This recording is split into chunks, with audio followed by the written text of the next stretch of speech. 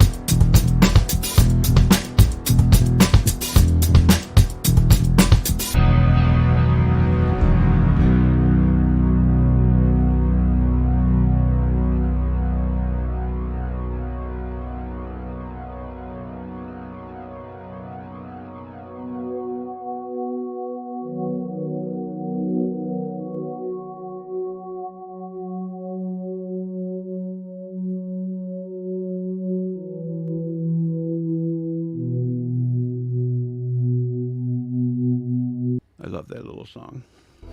Here we go.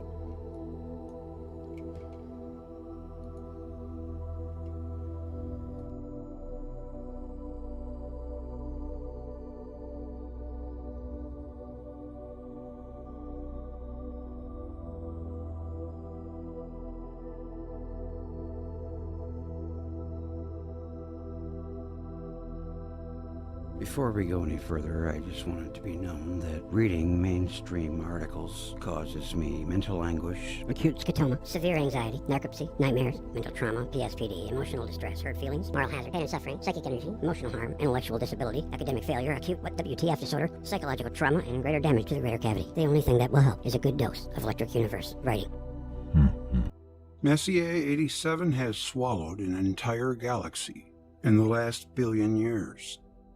Now, observations with ESO's Very Large Telescope have revealed that the giant elliptical galaxy Messier 87 has swallowed an entire medium-sized galaxy over the past billion years. Have found evidence of excessive light coming from the remains of the totally disrupted victim.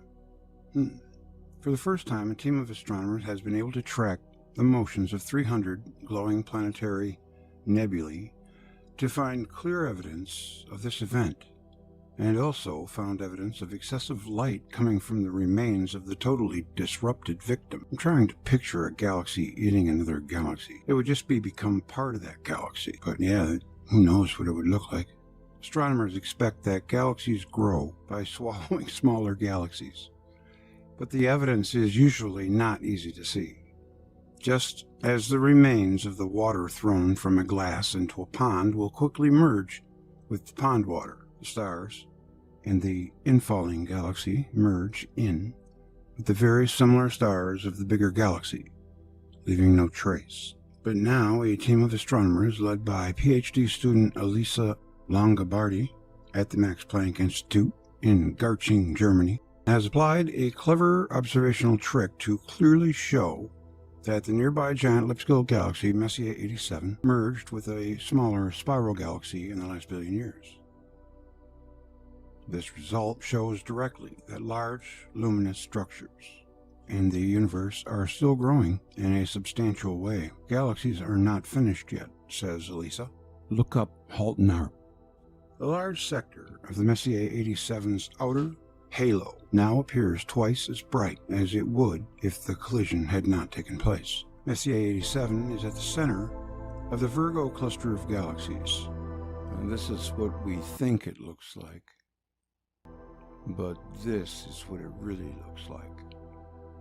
It is a vast ball of stars with a total mass more than a million times that of the Sun, lying about 50 million light years away. Rather than to try to look at all the stars in Messier 87, there are literally billions, and they are too faint and numerous to be studied individually. The team looked at a planetary nebulae, the glowing shells around aging stars, because these objects shine very brightly in a specific hue of aquamarine. They can be distinguished from the surrounding stars. Careful observation of the light from the nebulae using a powerful spectrograph can also reveal their motions. Just as the water from a glass is not visible once thrown into the pond, but many have caused ripples, and other disturbances can be seen if there are particles of mud in the water. The motions of the planetary nebulae, measured using the flames spectrograph on the Very Large Telescope, provide clues to the past merger. We are witnessing a single, recent accretion event where a medium-sized galaxy fell through the center of Messier 87. As a consequence of the enormous gravitational tidal forces, its stars are now scattered over a region that is 100 times larger than the original galaxy, as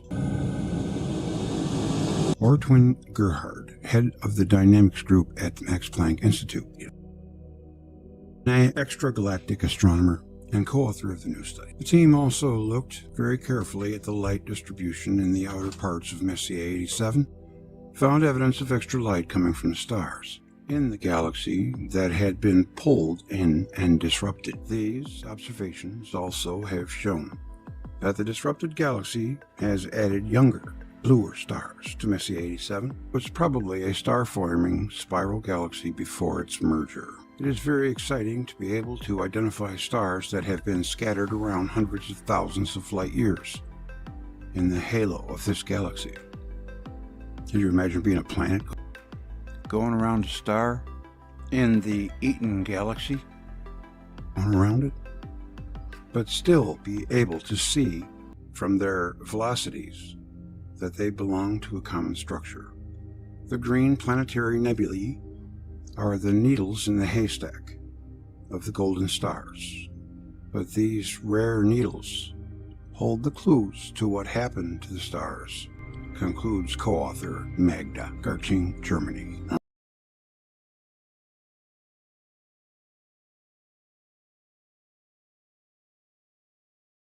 I have something to add to that. It's right here, as a matter of fact. I put my 2 cents in, try to make it add up to $1. I just have to find the... Okay, there it is. All right, sweetheart. Let's see what you got to say. Wait a minute, where's that? Oh, it's not the right one. I can't remember what I said. It might have just been babble, for all I know. Here it is. The standard model, Big Bang cosmology, is wrong about everything. And it's just so, I don't know, beyond belief that they would purposely be obtuse to the truth to protect their standing, when eventually they've got to know that they're not going to be remembered for any discoveries because they were wrong. I mean, can you imagine, like maybe the 23rd or 22nd century, or maybe even later this century, when society or civilization finally gets its poop together, probably out of necessity, that's if we don't destroy ourselves first. And there will be just this conundrum of a mystery of why cosmology was so wrong for so long. And a lot of it had to do with they didn't have all of the necessary evidence garnered to be able to make an informed decision, to the point where we're a little more informed today than we were in 1660 or whenever it was Newton wrote the Principia, when, we added a whole new science, a whole new armed science, one that works for us. Electricity, electrical engineering, cosmology just acts as though it never happened. It's moot. And that is crazy. It really is. It's crazy. What really? Well, I guess technology. But it can't stand much longer, because all you have to do is just use them as a reverse barometer. They used gravity on Earth, for example, to give an example of gravity, where if you took the ball and the mat that sinks in the hole because gravity on Earth is working, you put it out in space, that ball would just keep going, that mat would float away. There's no holes in space. It's ridiculous.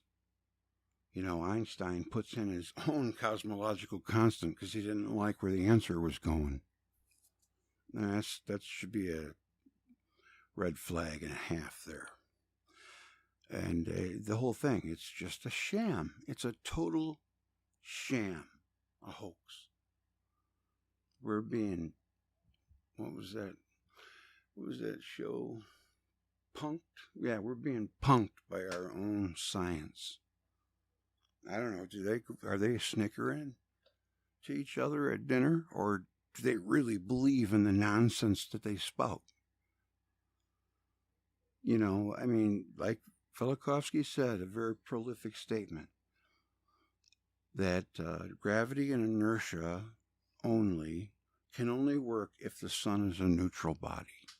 And we know it's not. Its magnetics and its electricity affects all of the planets, even the ones that are way far away. So it's pretty powerful. This nonsense has got to end sooner or later. Hopefully sooner. Thank you. It's so sad, but true. All right.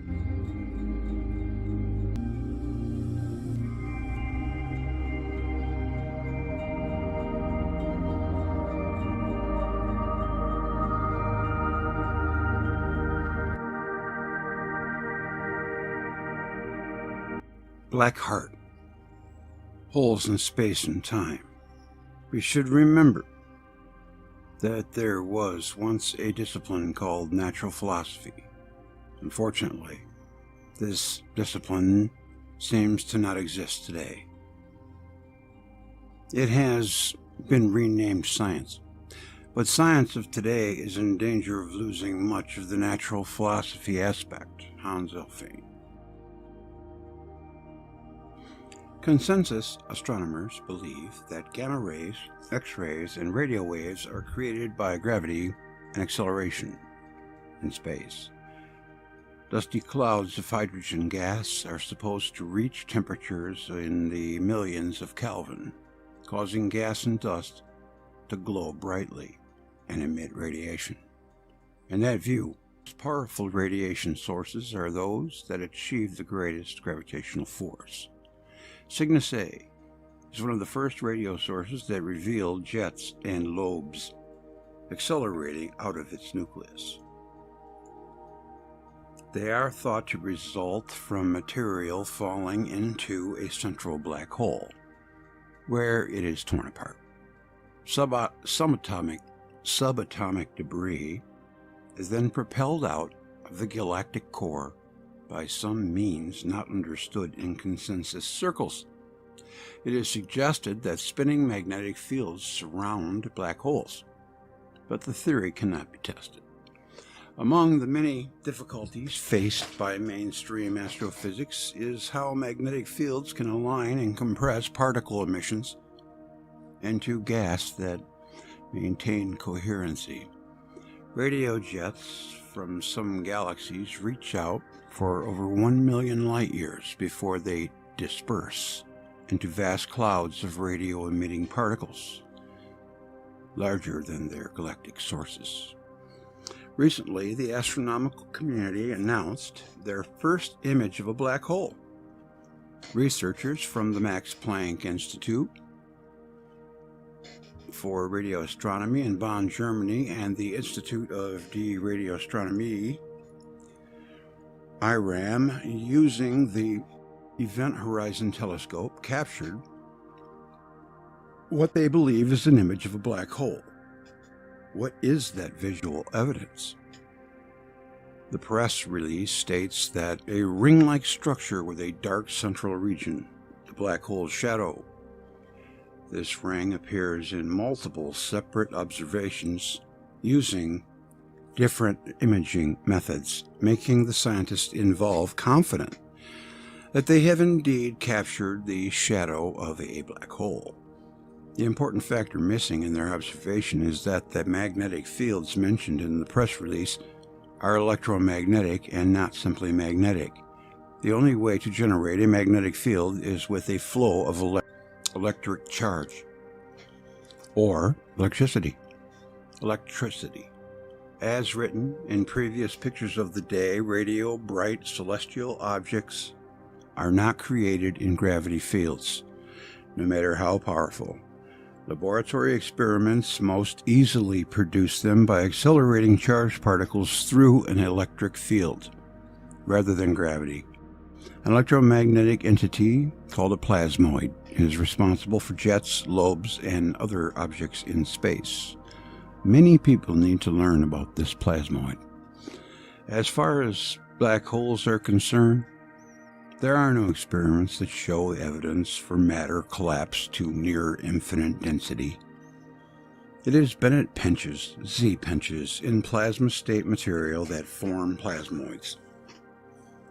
When the electric flux inside double layers within galactic circuits gets too high, there is a sudden short circuit that draws energy from the surrounding space. The energy could be concentrated from hundreds of cubic light years and then discharged in a burst of cosmic lightning, generating X-rays or flares of ultraviolet light. Instead of a black hole, a plasmoid in M87's heart is ramping up charged particles, so electrons spiral in the electromagnetic fields and give off X-rays and radio emissions. The idea that electricity flows through the universe is resisted by today's consensus, so its influence and attributes are unseen. It is true that some physicists discuss magnetism, and some even describe what they believe to be electric currents in galactic jets. It is not a widely accepted idea, though. It has long been said that seeing is believing. However, it should not be surprising that believing is seeing appears to be more apt when there is no inner experience, such as a theory. Outer realities remain invisible, such is the case with cosmic electric fields and the flow of electric charge through the universe. Stephen Smith, hat tip to William Thompson. Indeed.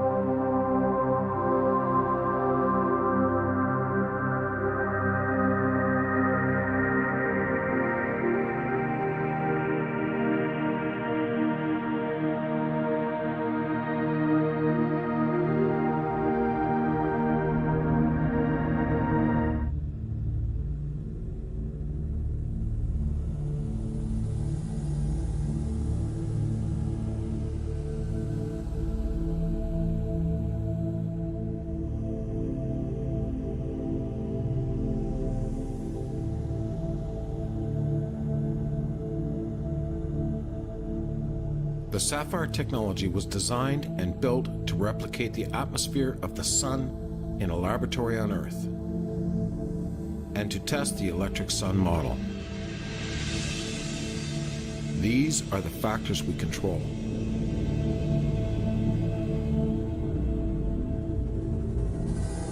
These are some of the things the Sapphire Lab is now capable of.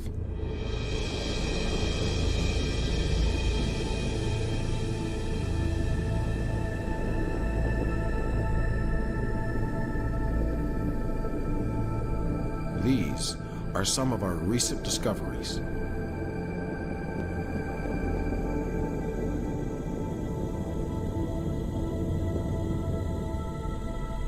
In our tests and experiments, we have found no disparities with the electric sun model.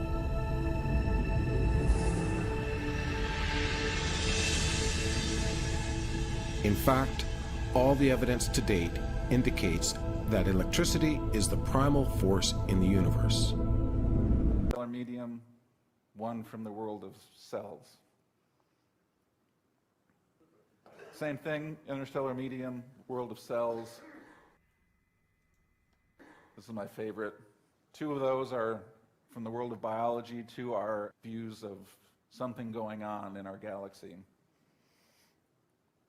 So this is not an accident that they look the same, and it's not an artifact of our instruments. The reason these two worlds look so similar is because in many ways they are similar. We live in a living universe. The cosmology that we grew up with is dead. And I don't mean dead as in over with. I mean it only talks about dead things. Stars are supposedly dead.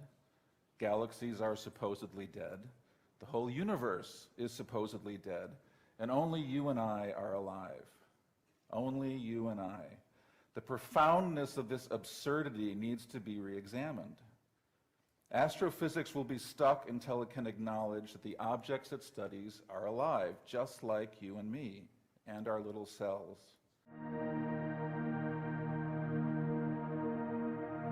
Double layers in laboratory and cosmic plasmas. The Helicon Double Layer Thruster. HDLT, credit Australian National University Research, School of Physical Sciences and Engineering. Electric double layers are like waterfalls that energize charged particles falling through them. We have to learn again that science without contact with experiments is an enterprise which is likely to go completely astray into imaginary conjecture. Hans Elfing. A double layer forms in plasma when electric charge flows through it. Double layers are found in the plasma environment of Earth, as well as around the stars, creating phenomena like aurorae and electromagnetic radiation from pulsars, thermal emissions from hot filaments in light bulbs, LED plasma, lead plasma pioneer Irving Langmuir, to contemplate the behavior of charged particles moving through various gases. He was the first to coin the term plasma when referring to such ionized gas, since charged regions in gas tend to isolate themselves from the environment, as well as act in ways not governed by mechanical theories. He thought they appeared similar to the organic plasma component of cells. So he used biology-based terminology. I don't think it's way off base either. There might even be something to that, mimicking cells with the living cell galaxy theory. Scientists from the National University Research School of Physical Sciences and Engineering in Canberra discovered double layers in their laboratory plasma systems, finding that they were accelerating eons to supersonic velocities. The double layers are self-generated, so the effect has been incorporated into an efficient spacecraft thrust mechanism. As mentioned, a double layer is an electric charge separation region that forms in plasma. It consists of oppositely charged parallel layers, resulting in a voltage drop in electric field across the layer, which accelerates the plasma's electrons and positive ions in opposite directions. Since moving electric charges generate electricity, there is an electric current present if there are sufficiently large potential drops in layer separation. Electrons might accelerate to relativistic velocities, producing synchrotron radiation. Nobel Prize winner Hans Elfing described a double layer as a plasma formation by which a plasma, in the physical meaning of this word, protects itself from the environment, and it's analogous to a cell wall by which plasma, in the biological meaning of this word, protects itself from the environment. Isn't that interesting? Just about everything has some kind of self-protection mechanism. Electric forces can accelerate charged particles with energies of 10 to the power of 20 electron volts or more. Since electricity requires a circuit for charge to flow, and an electric current forms a magnetic field. That field tends to constrict the current. As pointed out in previous Picture of the Day articles, that constricted channel is known as a Bennett pinch, or Z-pinch. The pinched filaments of electric current remain coherent over large distances. Laboratory experiments with particle accelerators confirm the observation. Plasma's behavior is driven by conditions in those circuits. Fluctuations can form double layers with large potential voltages between them. The electric force in double layers can be much stronger than those from gravitational or mechanical forces. Double layers separate plasma into cells and filaments that can have different temperatures or densities. At times, a double layer might interrupt charge flow in the circuit, causing a catastrophic rise in voltage across it. The powerful energy release of the expanding double layer is sometimes observed in power transmission switchyards when a circuit breaker is opened incorrectly. I think we've all seen those. Hans Elfing identified just such an occurrence when he was contracted by the Swedish power company to investigate some serious accidents that had occurred.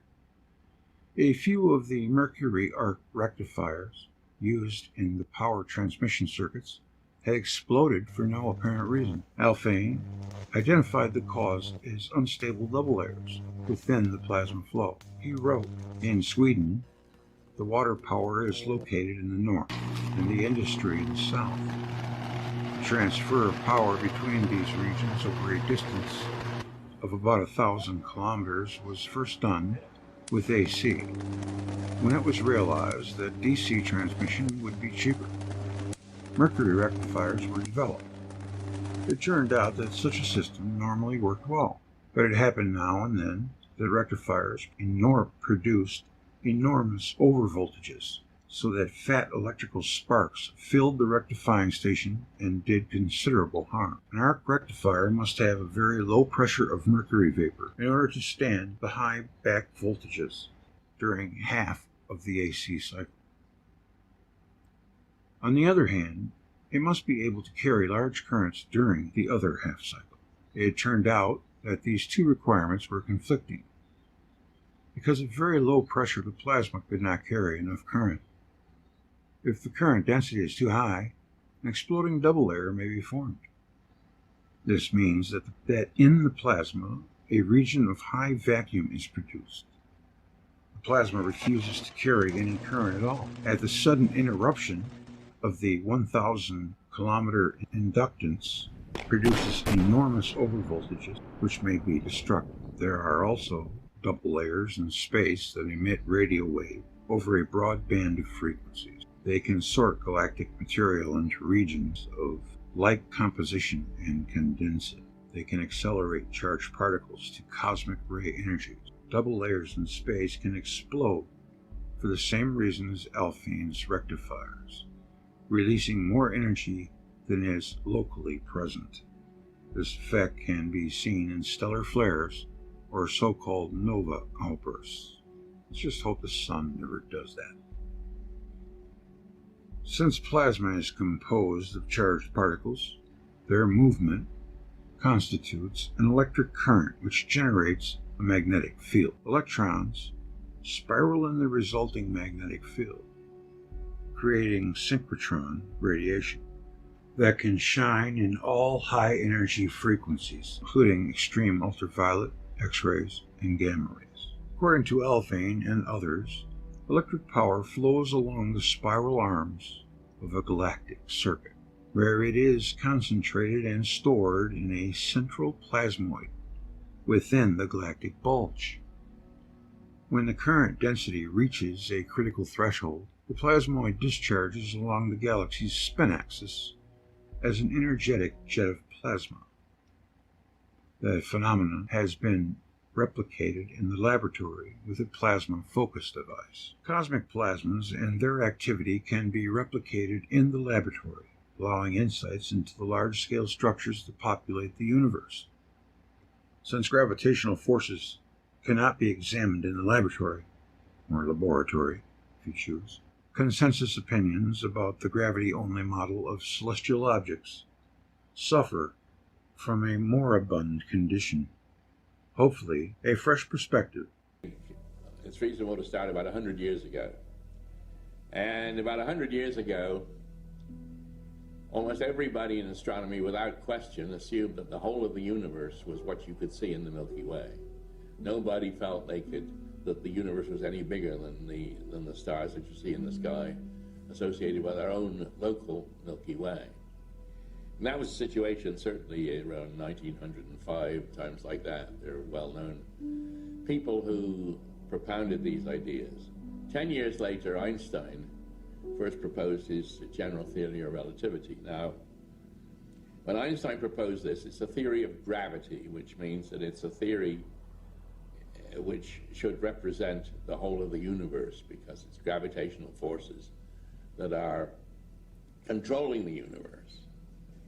Well, Einstein made this theory around 1915, and he immediately wanted to try and use this theory to explain the universe as it then was, the so-called Milky Way system. But of course, the idea of this was that it was a static system. That is, it wasn't contracting or expanding, it was a static system.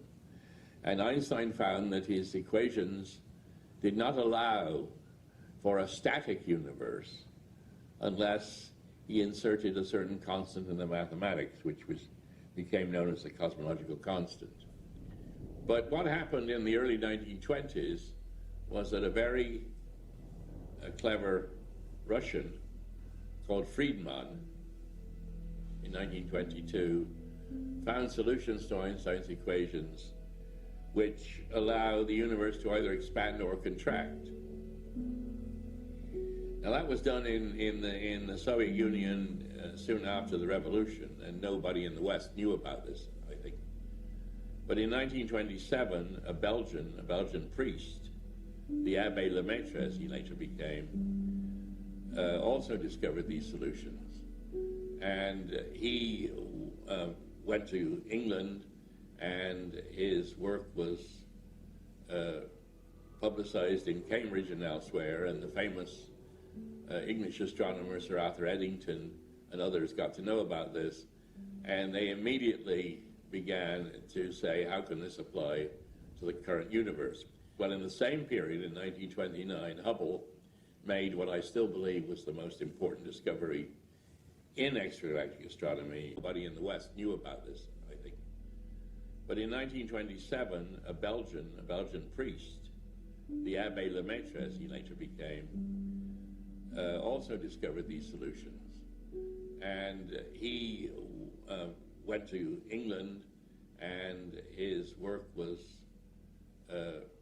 publicized in Cambridge and elsewhere, and the famous English astronomer Sir Arthur Eddington and others got to know about this, and they immediately began to say, how can this apply to the current universe? Well, in the same period, in 1929, Hubble made what I still believe was the most important discovery in extragalactic astronomy in the last century, or the last century but one. He showed that if you look at the spiral nebulae, the faint spiral nebulae, the shifts in their spectra are proportional to their apparent brightnesses. And this led very soon to the idea that this fitted very well with the expanding universe, and that indeed this is the kind of universe we lived in, that what we were looking at are galaxies, Milky Ways, further and further away from us, and the further away from us, the larger the redshifts, and if that's interpreted in the way that most people would interpret it, this means that they are moving away faster and faster. So this was the original idea. By the 1930s, the front page of the New York Times said we live in an expanding universe. Yeah, they call it cosmological redshift, but it's non-cosmological.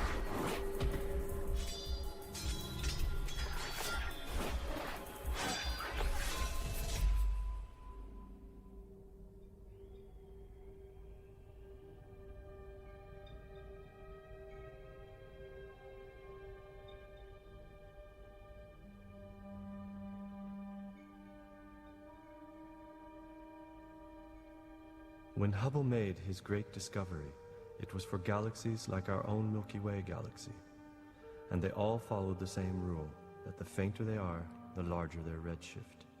In other words, the faster they are moving away from us. This is known as the Hubble law, and directly led to the expanding universe theories. But in the 1960s, there was a new discovery, the quasi-stellar objects, often referred to as quasars. They appear as star-like points on the sky, frequently blue in color, and they have very, very large redshifts, implying that they are at huge distances from the Earth, at the very boundaries of the observable universe. Some astronomers soon found that a vast number of these strange new objects populated the regions around spiral galaxies, and were not only observable with radio telescopes, but were optical and X-ray sources as well. There were two properties of the quasars that were difficult for astronomers to understand using the expanding universe theory. The first was that, if one plotted their apparent brightness against their redshifts, as one does for galaxies, one gets an unexpected scatter on the diagram, instead of the smooth curve made by the same plot done for galaxies. This seems to indicate that the quasars do not follow the Hubble law as do most other objects, and that there is no direct indication that they are actually at their proposed redshift distances. In fact, it is argued that if Hubble had first been given the plots for quasars, he and other astronomers would never have concluded that the universe was expanding. The second property was that quasars are very small, compact objects, sometimes only a light year across. So if quasars are really at their extreme redshift distances, they must then be the brightest and most energetic objects known to astronomers. So energetic, in fact, that untestable, almost metaphysical mechanisms must be applied to explain the phenomena. On the other hand, when placed at their observed distances, that is, in the neighborhood of nearby galaxies, their brightness and energies become normal, and no special mechanisms need to be evoked. This problem has led many astronomers to abandon the idea that all redshifts are due to their speed of recession away from the Earth. And if this is true, then there is no need for an expanding universe, and the Big Bang never happened.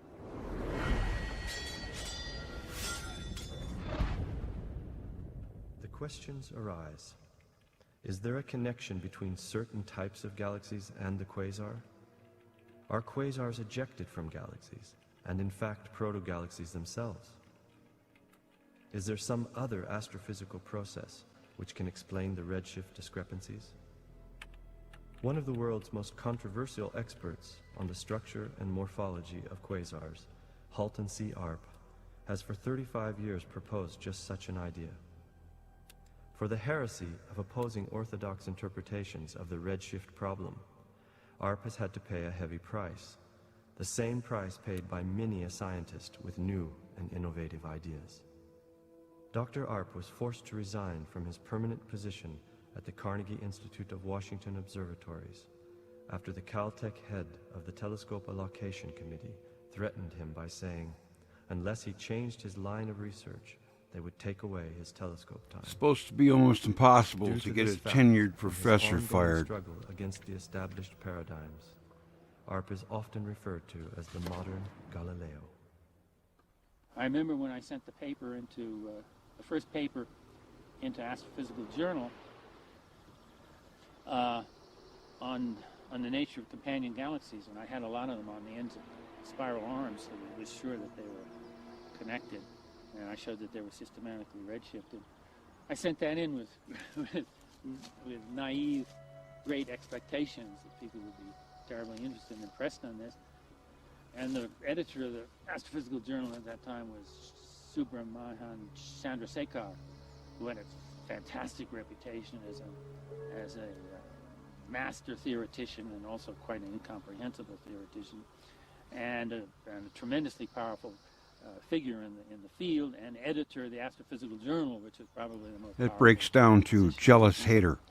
And he chose not to, in his wisdom and judicial fairness, chose not to send it to a referee, but he just wrote across the paper, "This exceeds my imagination," and he sent it back to the director of my institute, Horace Babcock, with the obvious implication, you've got to do something about this staff member of yours who's doing these very bad things. And so Horace called me down in the office one day after this, and I walked in his office, into the director's office, and I saw this paper lying in front of him with Chandrasekhar's scroll across it. And Horace looked at me and said, well, he said, this is just too much, and you're going to have to start looking for another job. And so all I could say to him was, well, if you send me that in writing, please send me in writing. And I was waiting in great trepidation for weeks and months to get something in writing, and I finally never did, so I realized that he decided to give me another chance, so to speak. So that was fairly early in the game, and then some years went by, and there was the competition for time, particularly on the 200-inch telescope, was getting more and more heated, and people were saying, well, we can't continue to give time to this obviously incorrect and embarrassing research that ARP does. So finally they sent a letter to me from the allocation committee, including a number of the younger members of my institute, saying that unless I changed my line of research, that they would have to take away my telescope time.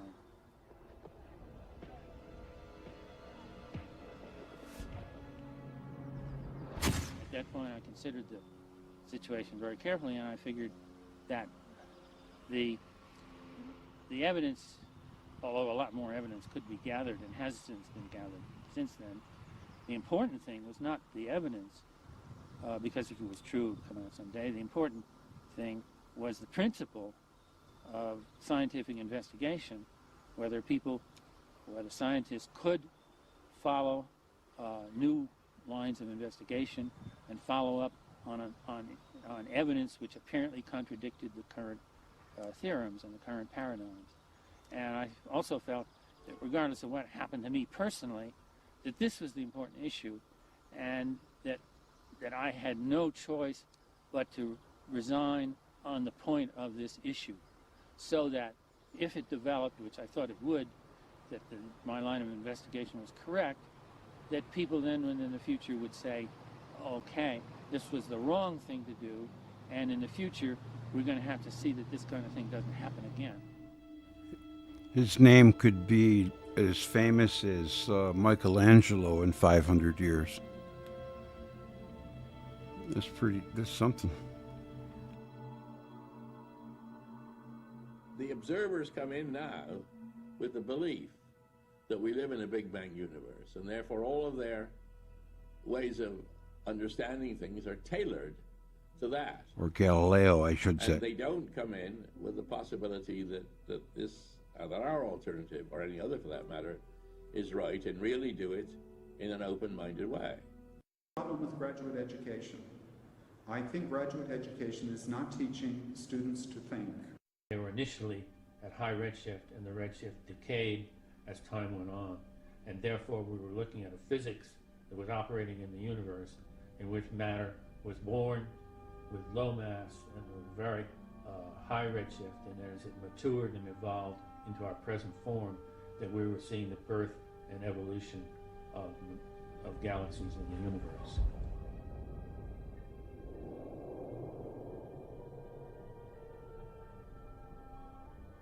If proto-quasars ejected from the nucleus of active galaxies themselves evolve into new, younger galaxies, astrophysicists must find experimentally and observationally the mechanisms which describe this phenomena.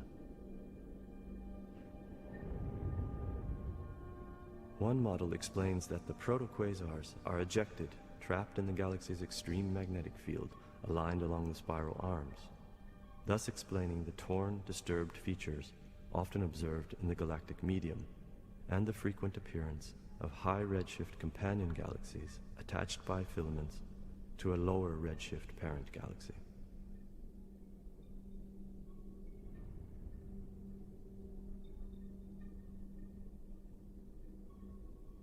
The other and most frequently observed alignment is when quasars appear to have been directly ejected out of the galaxy's active nucleus along its line of least resistance, creating a field of systematically high to low redshift quasars, or younger to older evolved protogalaxies. This is exemplified in innumerable systems like the one around the galaxy quasar field of NGC 3516.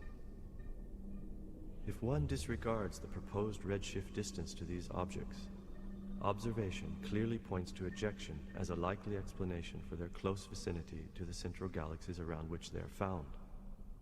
These results, though preliminary, are promising developments which may lead the way to new and exciting insights in cosmology.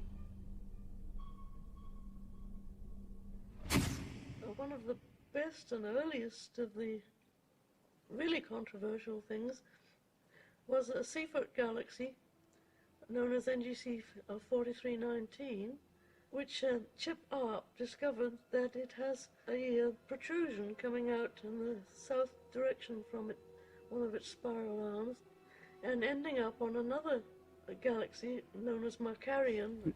And Right here we get to people see have the tried to bottom. explain it away in You know, all where's the kinds of bottom? ways and try to take false pictures to show that it's not there.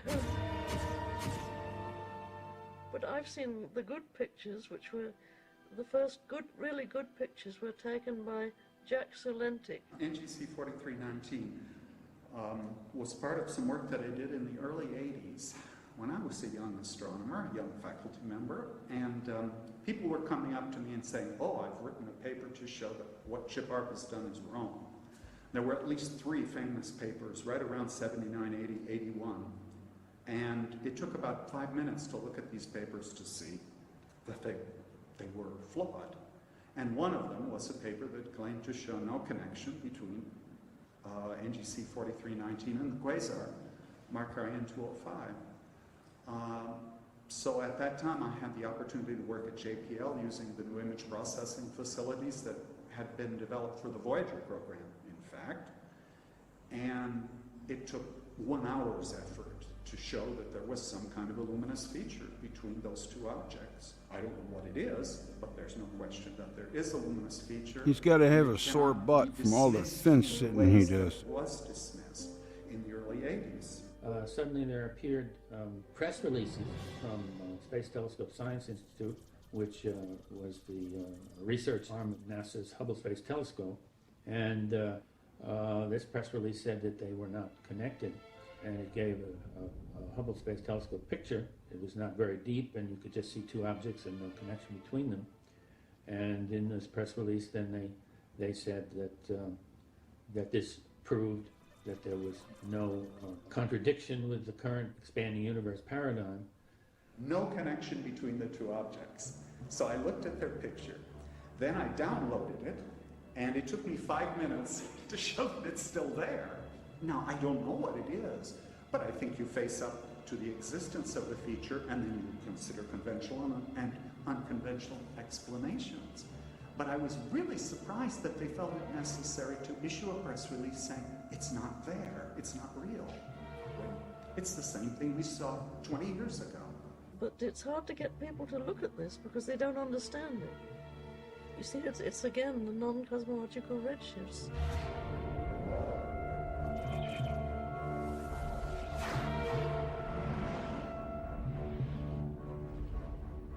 Margaret just passed away, and I think 2019 she was 105, I do believe. That is such a good show.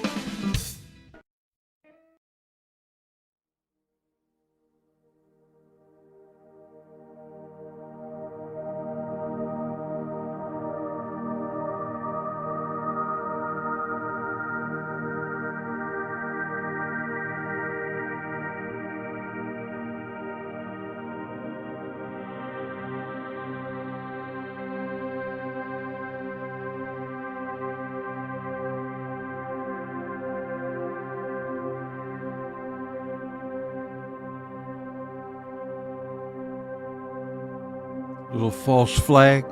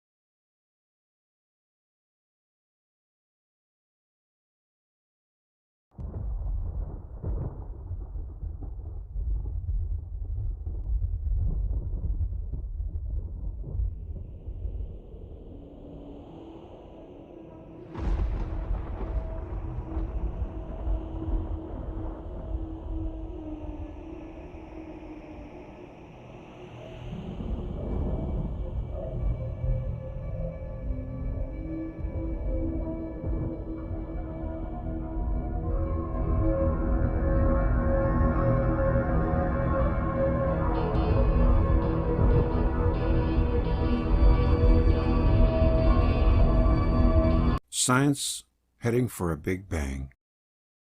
Forget the glossy astronomy books and magazines. The Big Bang is pure fiction. The discoveries that prove it will also bring about the end of science as we know it. Of course, many books and articles have been published recently heralding the end of science, meaning there is little left to learn. The truth is the opposite. Much of what we think we know ain't so. As always, unlearning it will give us more trouble than learning something new.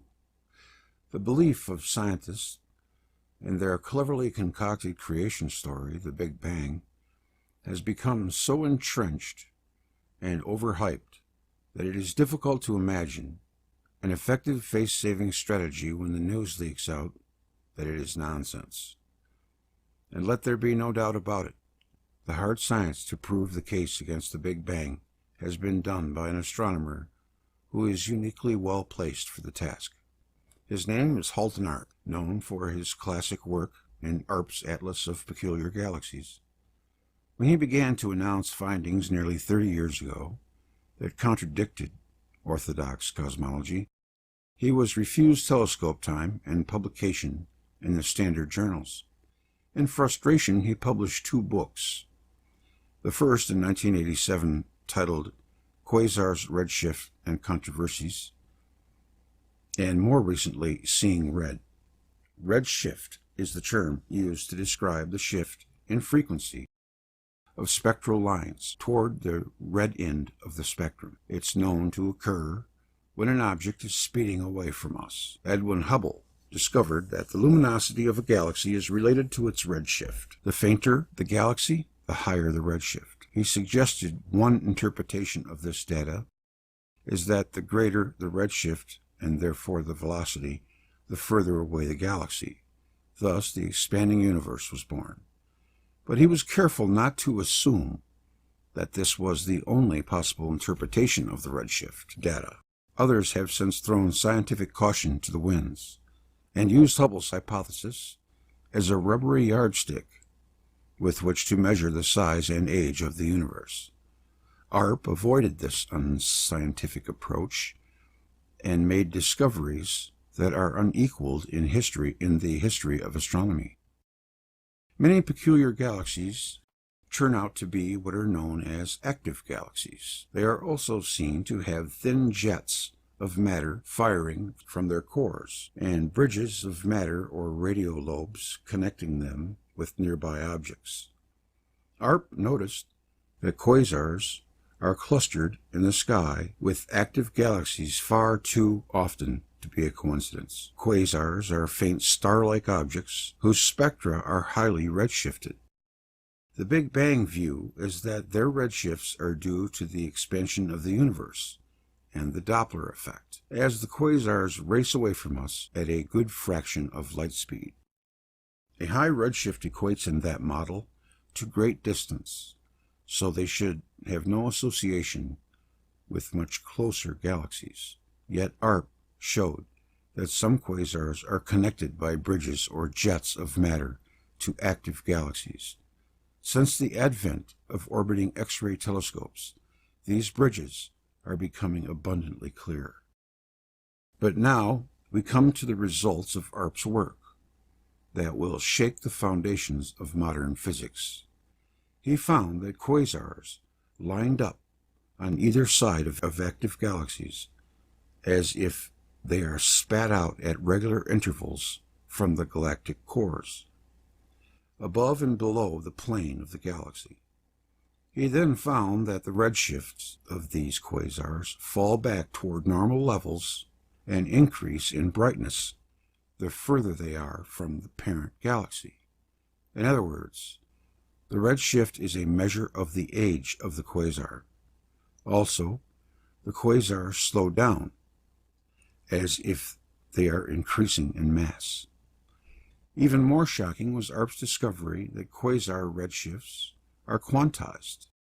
If science worked as advertised, this should be banner headline news. This raises the specter that our highly prized physics is way off the beam, that we do not understand such fundamental concepts as mass and gravity, nor the real meaning of quantum theory. So our university libraries and bookshops are crammed with science fiction. Nothing short of the biggest conceptual revolution in history will redress the situation. But universities are not in the business of fostering revolutions, and the media seems incapable of exposing their nonsense. Based on his experiences, ARP wrote, "Investigative journalism, so far as science is concerned, is dead in the water." He believes that with such a broken-down way of doing and reporting science, breakthroughs must come from individuals outside academia. It is happening. The signs of revolution have been around for decades, but with their backs turned to us and absorbed in their computer screens, those who have derailed science are oblivious to the Big Bang that is about to occur. As David Stove, the noted Australian philosopher, wrote in Anything Goes, "Everyone dislikes a sudden loud noise, but it is worse still if you are half asleep at the time. We can expect a bad-tempered reaction when it occurs." The famous mathematician Johann von Neumann seemed to intuit the problem at the heart of the mathematical physics approach when he wrote, "In mathematics, you don't understand things, you just get used to them." Meanwhile, a growing number of independent thinkers have noted that physics lost any remaining connection with reality with the advent of relativity theories and quantum mechanics. Paradoxically, the way forward is to return to classical physics, which is based on immutable standards and causality.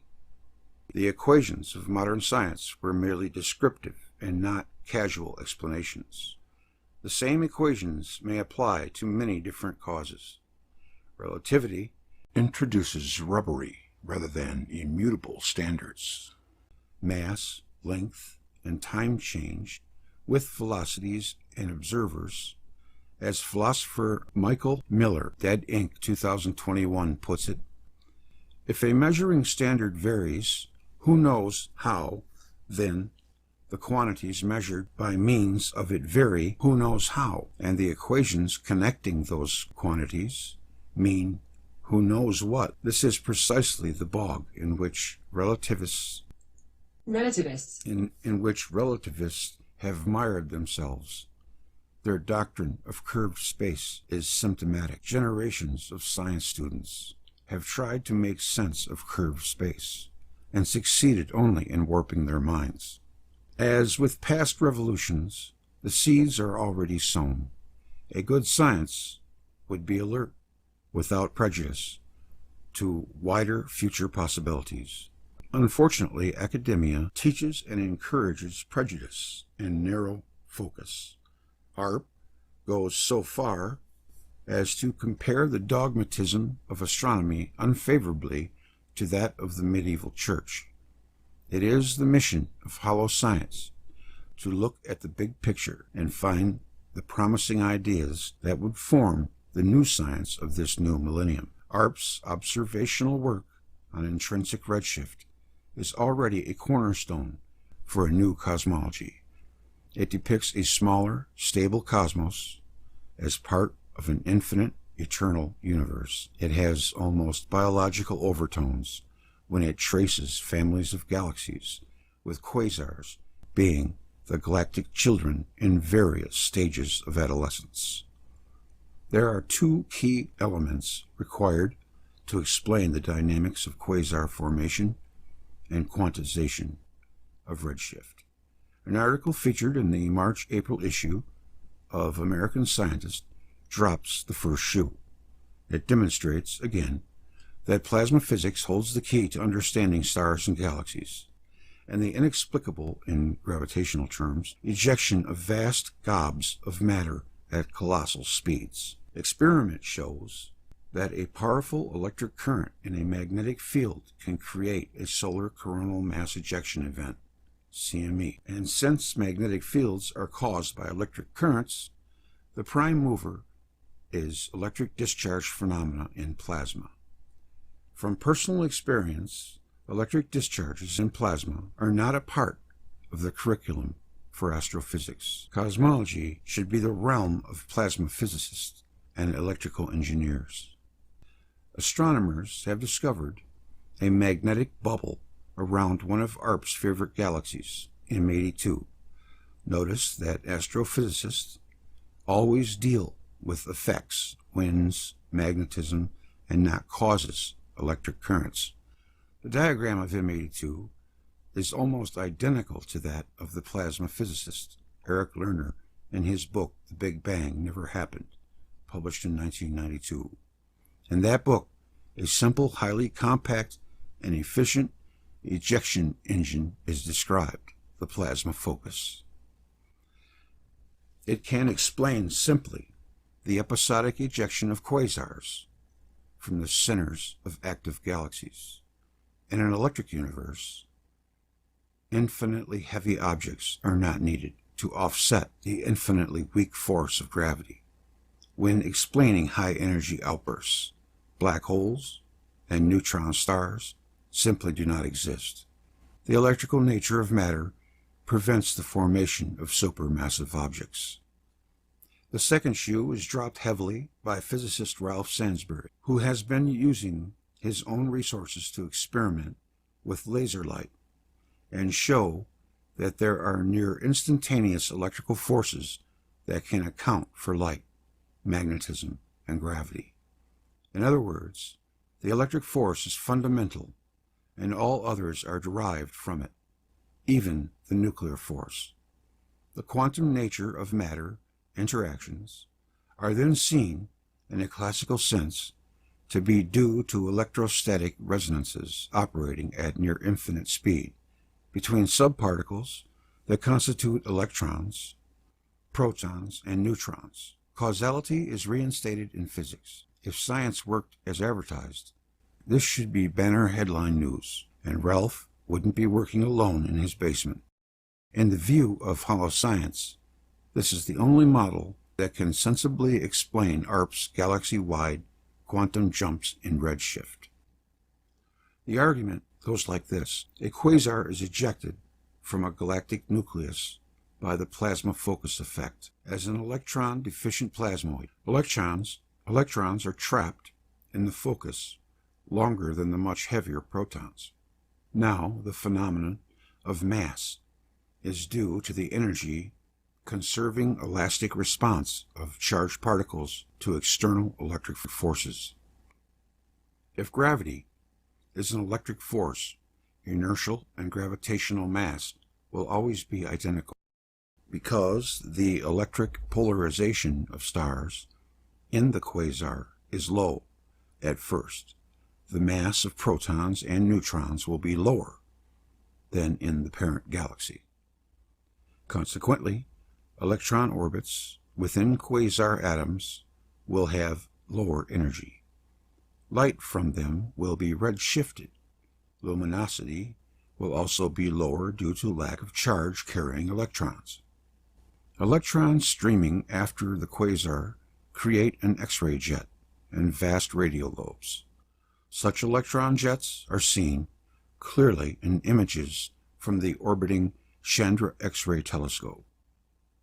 As electrons arrive at the quasar, the luminosity increases at first, and mass and redshift undergo quantum jumps to new resonant states across the quasar or galaxy.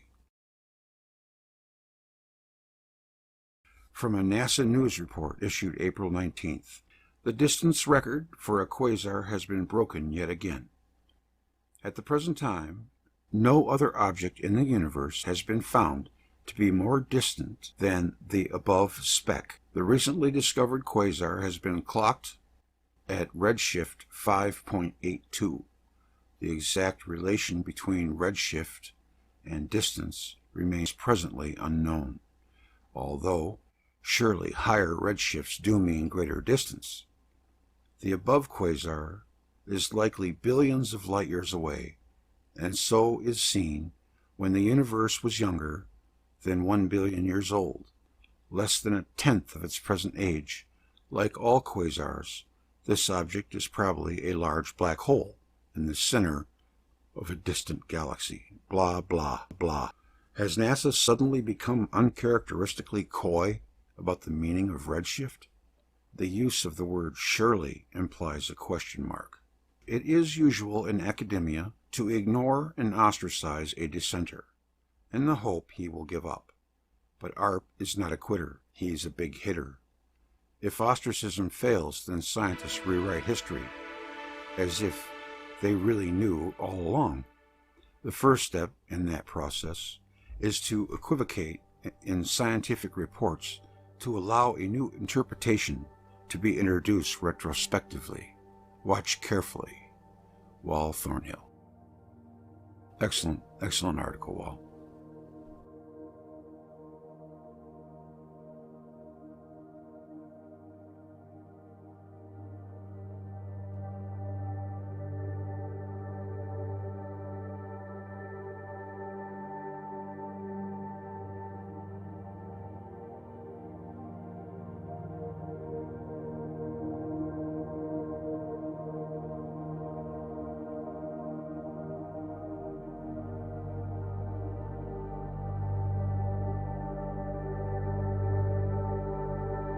I'm going to come out and say hello in a few minutes.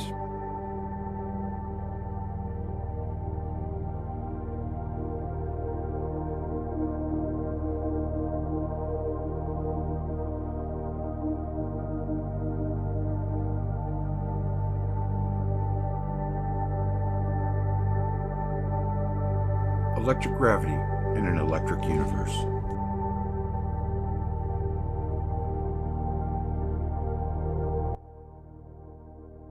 If a special geometry has to be invented in order to account for a falling apple, even Newton might be appalled at the complications which would ensue when really difficult problems are tackled. Sir Oliver Lodge, 1921. This news item is shortened and modified from a presentation given in Cambridge, England in September 2007, and notes are therefore included. Gravity is the most familiar force we are subjected to it every day of our lives. Newton gave us his law of gravity, which describes its effect, but doesn't explain it. "I frame no hypothesis," he wrote. Einstein wasn't so prudent when he introduced his postulates. Unfortunately, his unreal geometry doesn't explain gravity either. The usual demonstration using heavy steel balls on a rubber sheet to represent gravity wells relies on gravity as its own explanation. The fact that we do not understand gravity in this space age should cause alarm.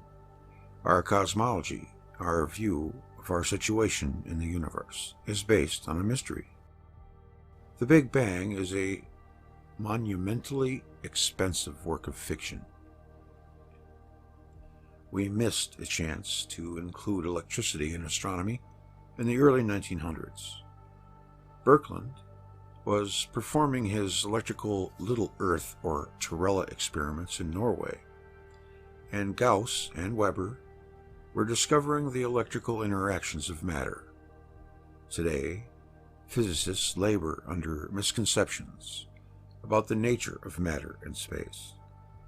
The relationship between matter, mass, and gravity, the electrical nature of stars and galaxies, and the size, history, and age of the universe.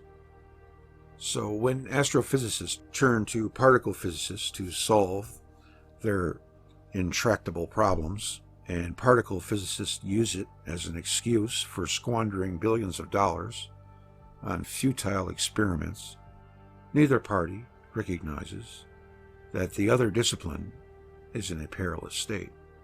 After all, to get the whole universe totally wrong in the face of clear evidence for over 75 years merits monumental embarrassment and should induce a modicum of humility.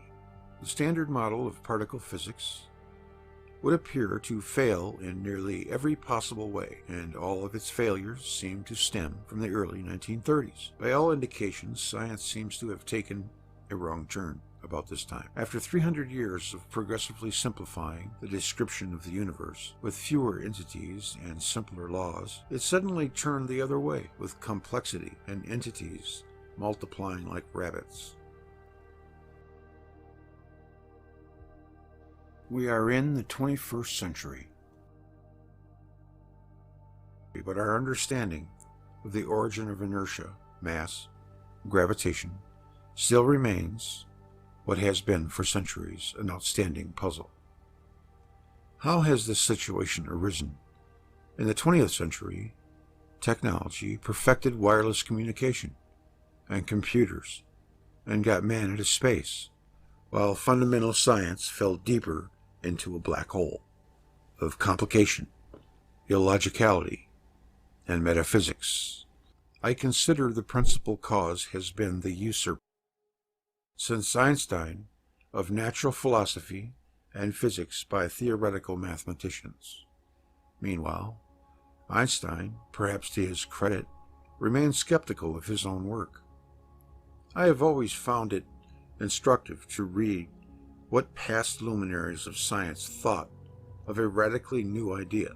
The free exchange of opposing opinions is later stifled by the bandwagon effect. Science, like all human endeavors, is subject to fads and fallacies.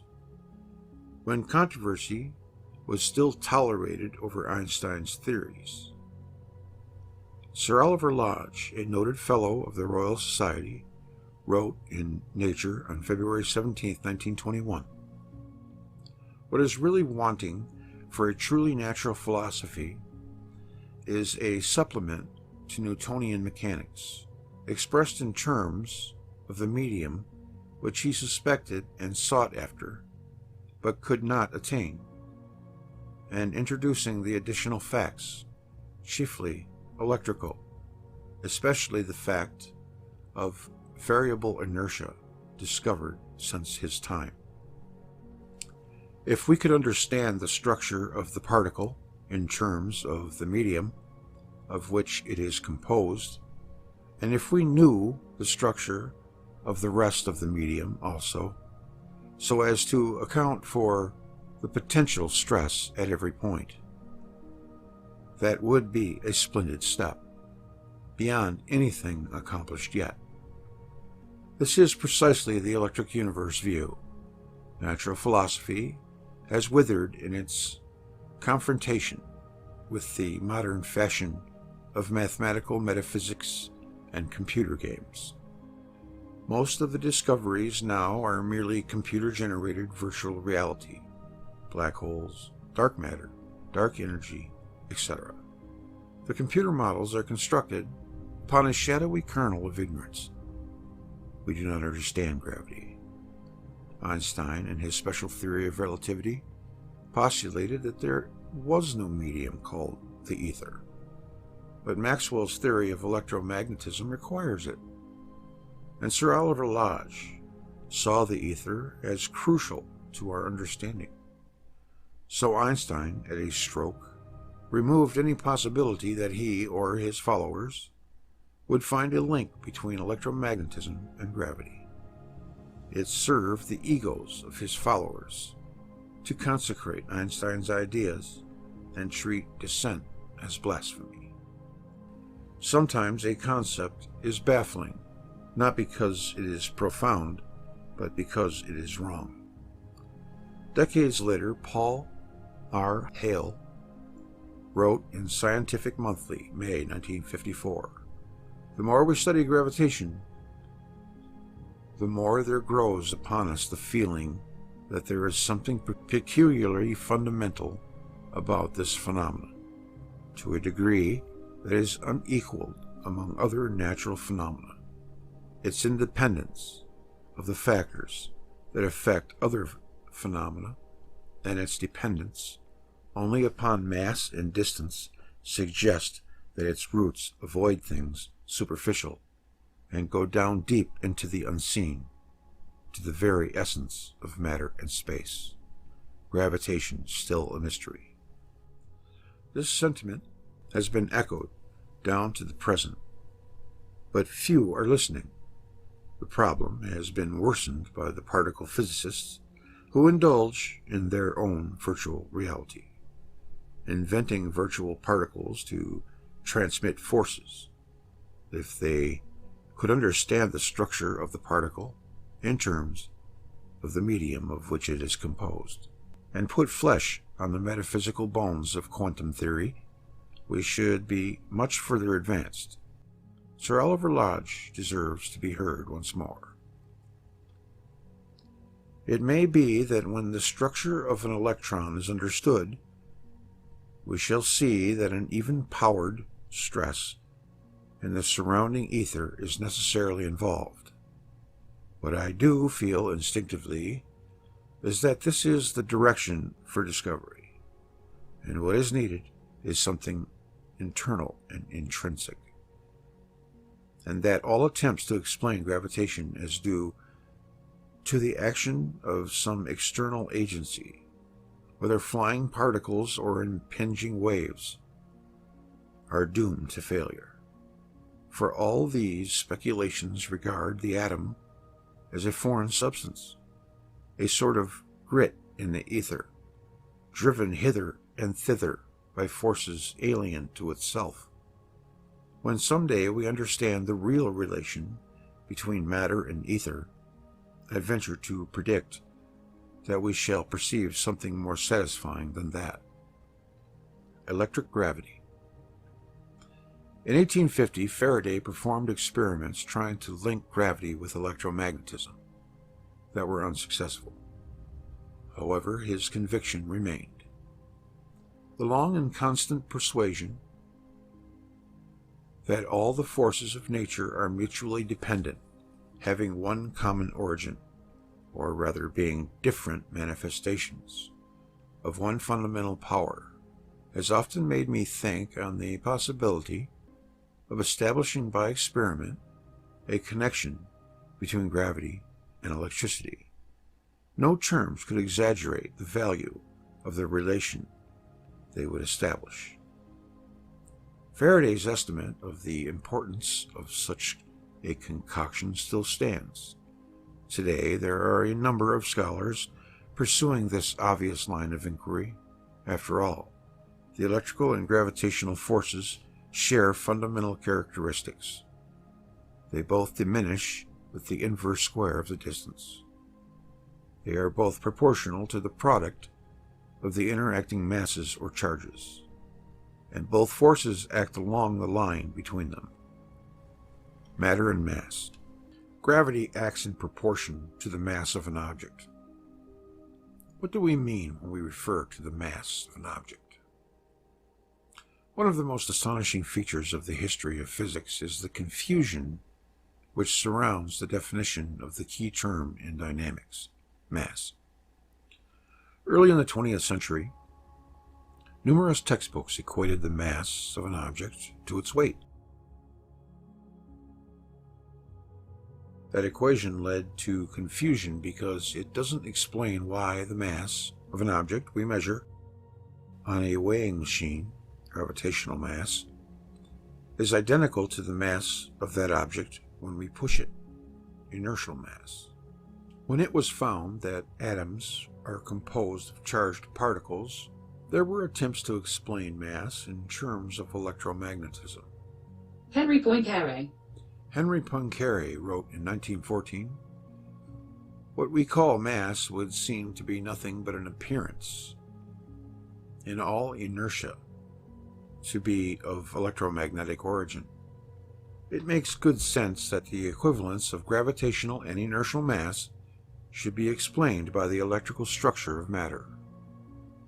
However, it is not the philosophical concept of mass, but its mathematical treatment that occupies physicists." Einstein's famous equation, E equals mc squared, demonstrated that mass and electromagnetic energy are directly related. But mystification resulted when the earlier concept that related mass to quantity of matter was unconsciously substituted. Textbooks and encyclopedias today slip unnoticeably into the error of using the words mass and matter interchangeably. A NASA educational website tells us that mass is a measure of how much matter a planet is made of. It shows that the confusion of mass with quantity of matter infects astrophysics. The consequences are profound for cosmology. The mass of a celestial body cannot tell us about its composition. We cannot say what the sun is made from. Another example is comet nuclei, which are electrically charged bodies. They register masses that should have them constructed like an empty sponge, yet they look like solid rock. It is their appearance together with the recently recovered high-temperature minerals, rock particles, from a comet that give the accurate picture. Comets and asteroids are fragments of planets. They are not primordial, quite the reverse, in fact.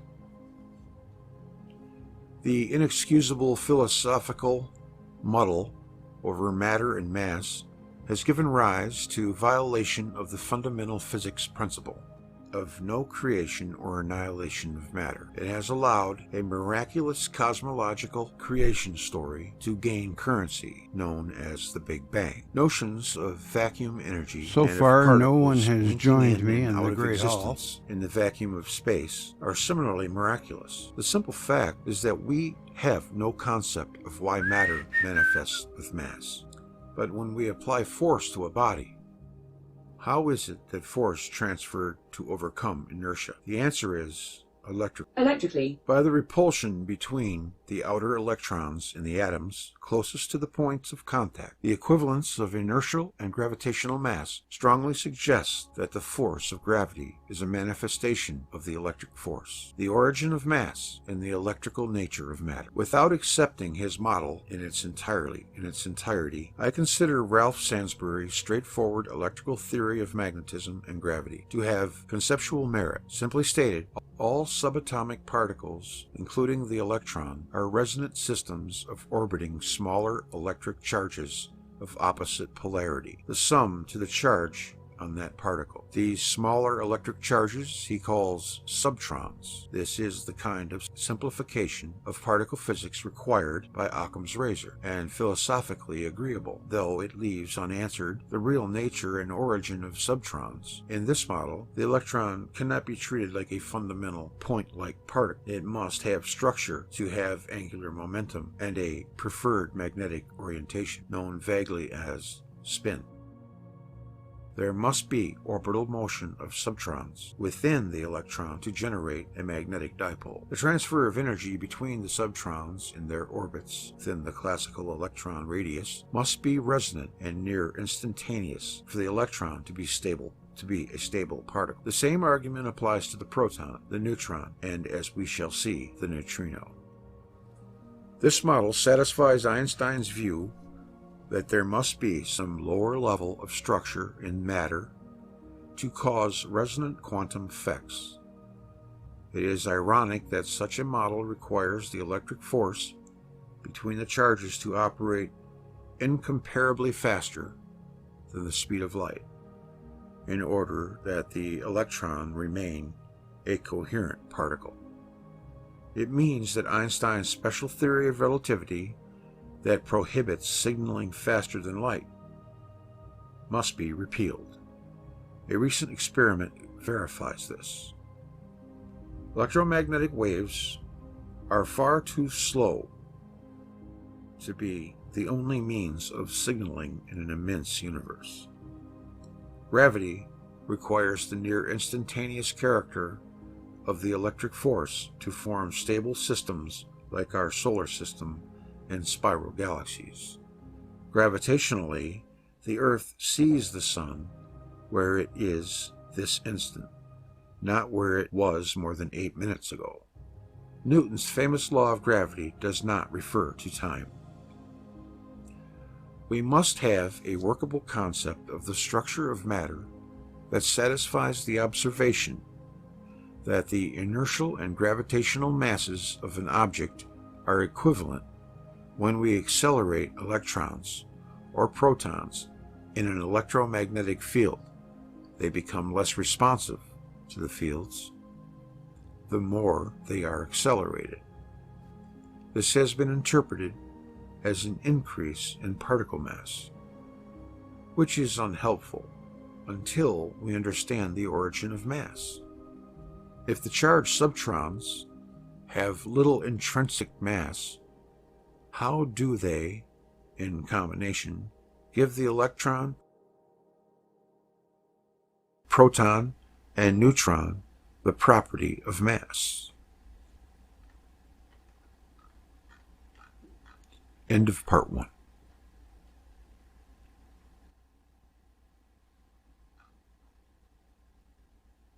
What's up, bud? How you doing? I'm all right.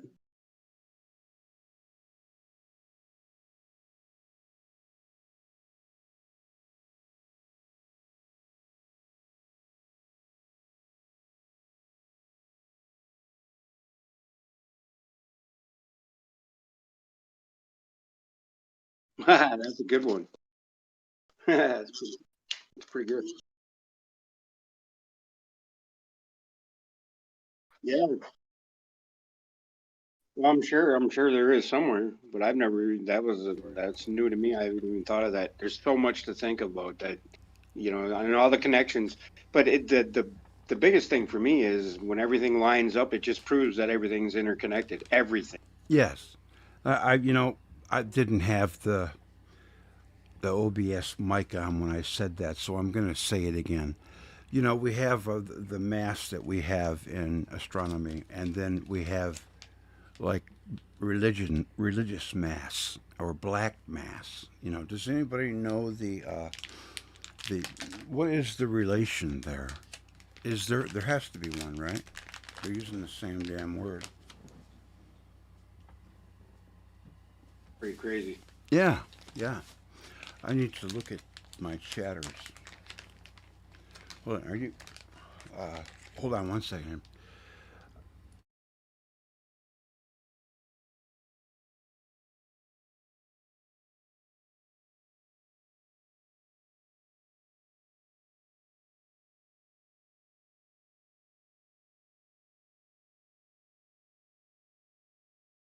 Okay. Yeah, sorry, I couldn't stay the other night. I was freaking dead tired, dude. All right. That's why we have boodle of people. If that way, if what's that one word I like? A ganglion. We have a ganglion of people. So it always usually works out. Or a That would gaggle. be That's what the it wrong, is. that, A a gaggle. gaggle. Yeah, the Yeah. wrong version of gaggle. Yeah. That's what I say that all the time too. Gaggle of Mm-hmm. people. Yeah.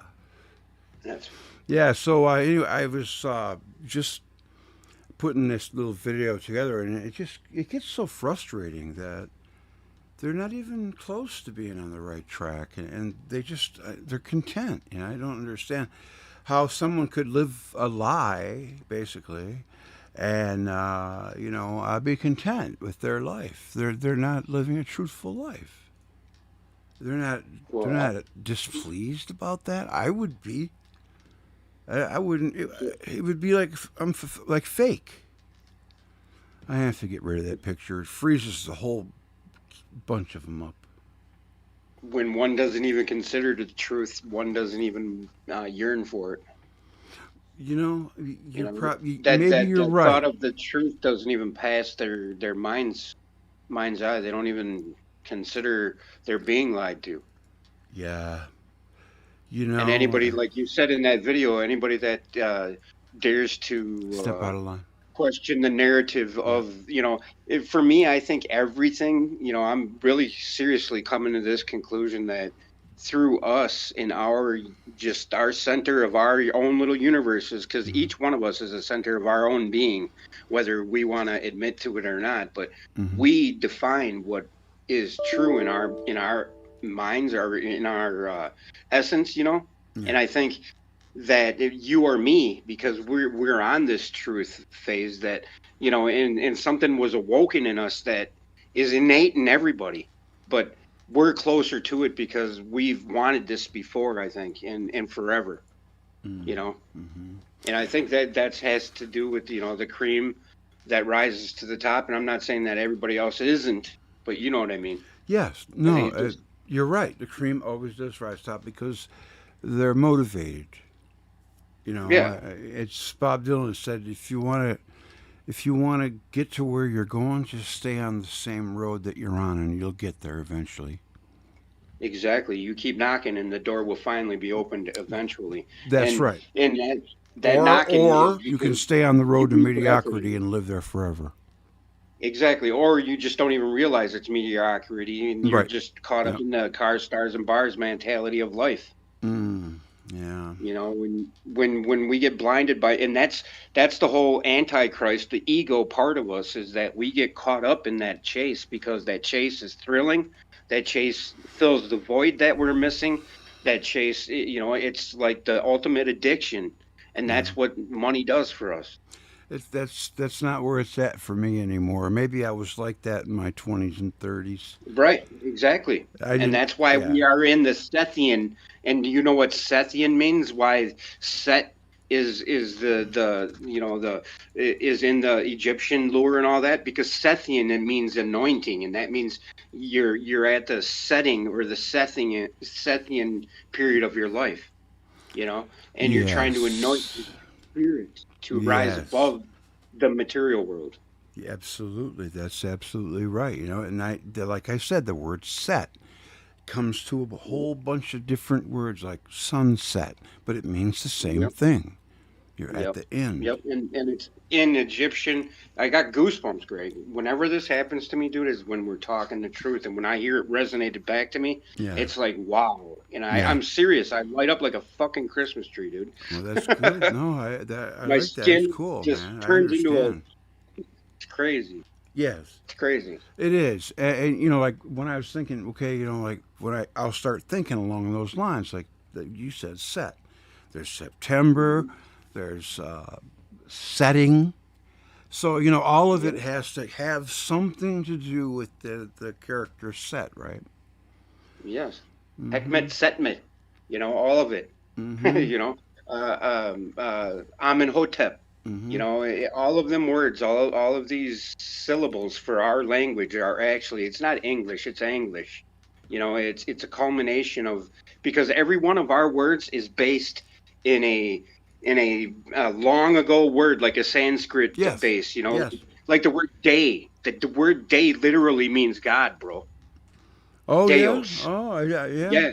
I It figured literally it means meant God. the sun, but yeah. Well, Yeah. you know, it that's means God. the thing. Yeah, that's why I like to watch Michael Tessarion. And Yeah, he also makes those Santos. connections They too. make those connections with those words, and it's so awesome. Like our heel. Our heel is Yeah. from Helios, you know. Yes. It's funny. Santos makes a lot of connections, but he goes off the deep end every now Well, and then. he does. Yeah, he does. He does. Well, with the syncretism, and then he was on a flat Earth kick, and I didn't. I stopped watching him. That's when I stopped watching him. Yeah, too, was a flat Earth kick, and he kind of got really skinny, and I started suspecting he was doing some bad things to himself. No, you know what I think? Well, he was claiming that he was getting attacked with electromagnetic pulses. But once he started talking about the flat Earth, they just kind of started ignoring him. Maybe that's why he did it. To get him off his back. I don't know, because he's an intelligent fella. I can't see him falling for that scam. I don't know. No, people get stuck on the flat plane thing because, you know, there is a flat plane in every toroid. And that's what the ancients were talking about. Mm-hmm. Yeah. You know, well, the Earth is everything an oblate everything has a spheroid. 1D plane in it. It's not nobody ever said it was a perfectly round ball. Right. Yeah, it's fatter in the middle, and it's like, you know, it's not. It needs to go on a diet. You know, it's been living the life of Riley. Yeah.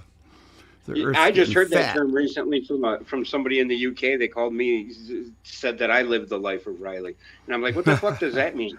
Yeah. You know, I never really took time to. I just figured it meant like taking it easy. Yeah, life of leisure. Yeah, the life of Riley. I never even heard the term though until like 2 weeks ago. It was weird, and it's weird that you brought that up now. Well, Riley, you know, and must that's be a cat, synchronicity because is. cats know how to live, man. They just lay around. Yeah, like Garfield. Yeah. Yeah. You know, in this whole Mandela effect, have you ever considered what that really is? You know, I just think it's. I honestly, I kind of think that might just be what's that word? Hoopla or what's that? Hyperbole. Yeah. Okay, now get this. Mm-hmm. "We Are the Champions" song. Mm-hmm. What is the last phrase of that song? The very last words spoken in that song. Every time you've heard that song. We are the champions of the world, my friend. Yep. Of the world. It's gone, Greg. Well, at the last time, he doesn't say the world the last time. At the very end of the song. No, at the very end of the song, it stops for a second, and then it says, "of the world," and that's the last phrase you hear of the song. See, it's been so Or don't you remember that? I do, but it's been so long. I never really was a big Queen fan. I mean, I remember those songs. Nor was I, but I remember that song too. Bohemian Rhapsody, man, that song. Wow, I think they just wore that song out. You know. Hell yeah. Yeah, it is a good like song. any other. Yeah. I see a little silhouette of a man. Yeah. Pretty cool. Right. First time I heard it, kind of blew my mind. You know. Then they started playing it 4, 5, 6 times a day. Have you ever seen that movie about Queen and Freddie Phoenix or whatever? Freddie Mercury. No, I or never. Freddie Mercury. Yeah. No. It's a good fucking movie, dude. No, I'll check it out. I like rock and roll movies. You know, I watch The Wall. You really get into his character, and you realize what it was right when the AIDS epidemic broke out and all that other shit. You know, and you realize when he's at that concert, because he goes, you know, his big break was at what was it, that charity concert for AIDS. That's when, I mean, everybody in the world knew him after that. But you could just feel it, dude, on the stage. It's like, have you ever seen that new Star is Born movie? No, I don't watch movies. With Lady Gaga? You got to break yourself out of you got to break yourself past the that chick would be flick. sheer torture. Dude, I loved it, dude. I thought the same damage. Dude, I thought the same fucking thing. My wife drugged me into the fucking movie theater, and I thought the same exact thing you just said right there. I said, I'm not watching this chick flick and movie, and it starts out with her in a transgender bar, dude. And I'm like, fuck this. This whole movie better not be like this. But then from that moment on, bro, something grabbed me. And I shit you not, I had images flash in my head when I watched that movie. And I went home and I researched these images. And, dude, it brought me to the ultimate truth, bro. And that's what really got me on this path that I'm on now. That made me really interrogate Phil, made me really ask what this is about, that is about. And the weird thing is it was all through a symbol of Pluto holding, you know, and the old symbol of Pluto is the Ka posture with, you know, the Ankh in two hands. And I shit you not, I found that symbol on a hieroglyphic thing from Egypt, and I asked Phil what it was, and he said that is the birth of the light. And he said, see what they're kneeling on, and it's Nephthys and Isis kneeling on their eyeballs, on the eyeballs of a head, and then all of a sudden, if you zoom back, you realize that you're looking at a man's head, dude. And I was like, holy fuck! And that's what makes. Where's it at? I've got it. It's the symbol on my channel for every one of it's my brand logo. But I mean, is it in Thebes? Because Thebes means head, you know. Oh, does it? Yes. I had no clue about that either. Yeah, well, yeah. As a matter of fact, the ancient Egyptians or the Atlanteans, whichever one, they had the what you know as above so below thing, right? And on the ground they had the Nile, and in the sky they had the Milky Way, which also resembled a human spine. It looks just like one. And the delta looks like the headdress. Right where it laid at the end was Thebes, and they named it head. And then the rest of the country, all the way down the Nile, is a human body, as is yeah. It's pretty amazing. I didn't know that much. I didn't know Thebes meant head, though. Yes. Mm-hmm. Yeah. Wow, that's crazy. I know it is, and that's like you know. And then they also said that you know the universe, every human has a universe inside of them. Yes. Yeah, that's pretty amazing too. You know, when you think about it, and that's our nerves and our cells. And I was watching that video from Sapphire. And I'm going to put the video in the description. Make sure you guys watch it. It's Are we on your YouTube channel right now talking? Yes. And I got to go say I didn't even know that, bro. I got to go say hello. I didn't know that. I would have been swearing and shit. My bad. I was going to say, hey, Ixnay I had no idea. Way. Yeah. I had no clue, dude. I slip once in a while. I try to, you know, I make a conscious effort not to do that. Wow. So people are just catching I thought it was an everyday conversation with you. Oh, really? Oh, yeah. Well, yeah, we're in the middle of a live stream. I just got done doing a couple of videos, and I was going to say hello to everyone, and I was going to come out and see people there and say hello to everybody, and then get back into the movies because I know that's what everyone's here for. And the talking is cool, though, too. Everybody likes to hear the talking and get it. I like it when you guys get involved in the chat room because you're not just there for your looks, man. You got a lot of brains in there. No center, no border. What's that? Right. Go ahead. There seems to be a lot of very interested truth seekers in the chat. Yes, we have some really good, intelligent people in our group. And they're sincere, you know. They're good people. That's important. Right. It really is. And they do seem sincere because that's, in my opinion, to be here on this planet, you know, it can be hard, it can be harsh, it can be rough. But if you're not, like you said, if you're not looking for the truth, then, you know, you're just going through the motions. You're doing the tweedledum for eternity, like you said. And I think that truth seeking is a way out of the matrix if you want to get out of the matrix. Right. But you know what a matrix is a womb, right? Mm-hmm. Place of gestation. That's what womb means, you know? Is that right? Yeah, the matrix that's what the matrix means is a womb, you know, it's a place of gestation. A womb also means whole too, right? Yep. Well, Right. grave means hole. You know, Yep.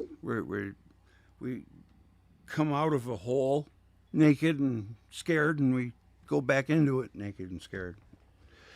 Okay, Right. I'm going to say good morning to Renegade, Alchemy88. Hello, good morning. Randy Garcia. Randy Garcia. That name sounds familiar. It's probably a common name. I've heard that name before. Saturn Matrix. Good name. Renegade again. Renegade's been with us for quite a while. And No Sinner has been with us for a while. It's good to see you, Saturn Matrix. I hope you stick around with us. And well, that's about it in the talking side there. And we have 33 watchers right now. I don't even know. Oh, Valerie was here. That's my son's friend. She's a nice girl. Michael Stiller. I would assume she's probably gone by now. How you doing, Mike? It's good to see you, buddy. Michael's a super supporter. Slightly slanted sleuth. Oh, you took off for the truth. Yeah, you said you did. Yep. Yeah. Well, that's about it. So I've got to think about what I'm gonna put on next because we've been going through the stuff. You guys want to run me out an idea, and I'll float it up a flagpole to see who salutes it. So, how are you? Are you still doing your live streams, Steve? Yeah, I do every now and then. For me, I'm trying to figure out how to apply. Hey, there's Grouch. Yeah. How to apply Right. my because Yeah. I think for all of us, the inner journey is the most important and the most impact we can have on the world is through our own understanding and our own, I don't know, censorship of ourselves or not censorship, but, figuring out how to work ourselves in this world to benefit everybody above all, Letting And I our think, higher self guide us through life. yeah, and your higher self is my higher self. We are all one through the one, Mm-hmm. And that's exactly what I'm getting at here is that, if I can change myself, which is a tall order, then maybe I can change the world. you know? I was thinking about an analogy I once heard someone say. I can't remember who said it, but it wasn't my idea, but it helped me wrap my head around the higher self, cerebral aspect. When we're driving and the light all of a sudden changes and you got really fast to not run the light, that is the lower self. That is our conscious brain that acts right away. The reactionary brain. It takes 10 seconds for something to process to our upper brain. That's why they always say count to 10. Because when you get mad, you want to react. And you got to wait until it sinks into the upper brain. Therefore, you can make your better decision. That's why a lot of times after I blow up, I'll say, "I'm sorry." Exactly. Yeah, I have a conscience, and it bothers Regret is me. your best friend, right? Yeah. Yeah. I know how it is. Yeah, my ex tried to make me think I was crazy. Like, you're all over the place. You're just all mad. And I'm like, yeah, and then you're crazy. You come back and apologize. I'm like, well, yeah, that's not really crazy. That's called having a conscience. Well, when you first started waking up, you started pointing out all of these abnormalities and how everything's a lie and shit. And then all of a sudden, people want to say you need to be assessed. Yeah. Because you come back and you start saying this and that and this and exactly. Yeah. Been there, done that. Yeah, like it's all in their plan, and they're like, whose plan? The aliens, They're looking at you like, right. To me now, the term "they" is a projection of our fear or a projection of our ego state, saying that and that. I don't mean that in a literal sense. I mean that in a metaphorical sense. Like when we just put a blanket term over everything as "they," what is that really showing? What is that? I mean, if we deal with the word they and us, then we realize that there is no they, because you are me, I am you. Yes. You know? Unfortunately, though, there is an aspect of the human race that True that. believe in that Malthusian survival of the fittest, and you know, I'm elite and you're not type of person. Yeah. That ruins it for The everyone, right? stars and bars mentality, right? Yeah, I mean, it's like in the early '60s and the late '50s, Curtis LeMay wanted to launch an all-out first strike against everything red. Not only Russia, but Russia, China, Albania, you know, whoever was red, he wanted to nuke them.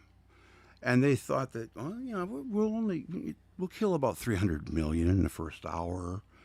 Like, it's just like it was nothing. You know, it's like, what kind of human being is that? And why is he in that position? We're so lucky we didn't. We would have went into a nuclear winter even if they never responded. Yeah, that's just that, you know, maybe I postulate that all white people come from Mars, man. Think about that. I've heard that theory. I've heard that. Yeah, and we wrecked Mars, or not we, but you know, our lineage, our ancestry wrecked Mars, and we come here, and then what does a white man do to this planet? Think about that. You know, yeah, there's like the ivermectin thing of this whole pandemic thing. You know, there's a certain thing that can cure you, and it's cheaper. It's cheaper than hell and free, but it's not being told to you because there's no money in it. You know. You know what? Like we were talking about earlier, the money thing. When I link the Sapphire video that the little bit played on here, make sure you watch it. Those guys, man, boy, they're sitting on a gold mine, man. They recreated the sun. That's a huge deal. What are you talking about? Sapphire. You don't know about Sapphire? You didn't watch my video, did you? No, I didn't. Which one? All right. You got so many of them, dude, and you're on 24 hours. Yeah. The live stream that I just showed, 2 hours of. What are we going? Where are we at right here? I caught it at the end there, and then I started counting. Well, they recreated the sun with a cathode and an anode, and plasma, electricity. Well, you have to check it out if that interests you. I don't know if that's dude. Yeah, that sort of thing interests me because you know I used to be a Nibiru skywatcher, you know, and that's what got me into this. What do you want to call it? Pareidolia, I guess. You know what I mean? Where you project what you think you see into what you're seeing. You know what I mean? Yeah. Or faces or eyes or whatever in the sky. But Here. I mean. I got a couple. So yeah, I know all about that. So yeah, I agree. Yeah, this lasts a couple minutes. Yeah, you're gonna like it. Hold on, I'm gonna show it to you again. It's worth watching twice. Just give me 1 second here. I gotta hook it up here. Okay, it's hooked up. All right, let's watch this one more time. This is just. Damn, mic is off again. Wait a minute, was it? No. This is brilliant stuff, man. Just check this out.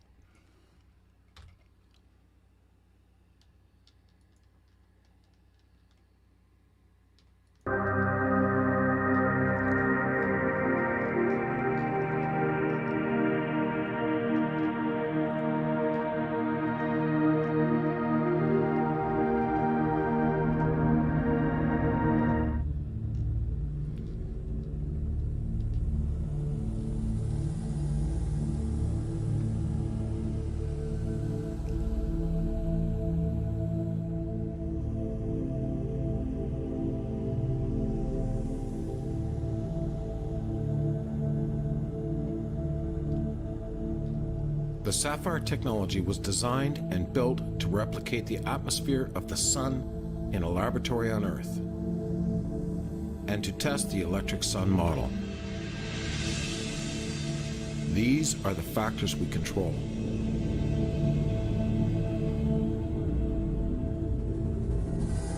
These are some of the things the Sapphire Lab is now capable of.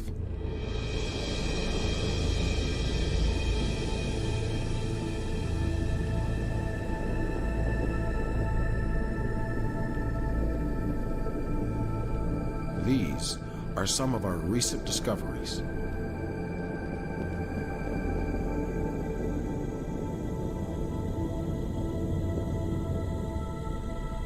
In our tests and experiments, we have found no disparities with the electric sun model.